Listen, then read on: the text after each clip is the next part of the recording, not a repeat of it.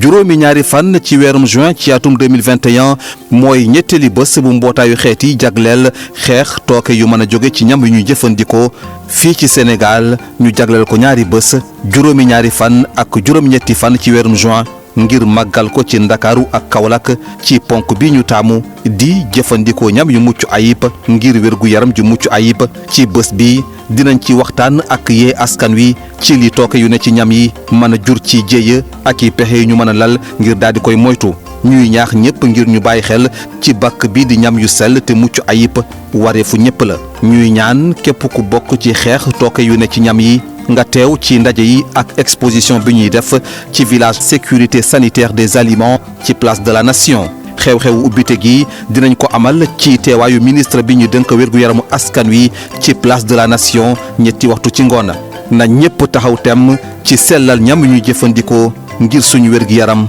ak suñu koom.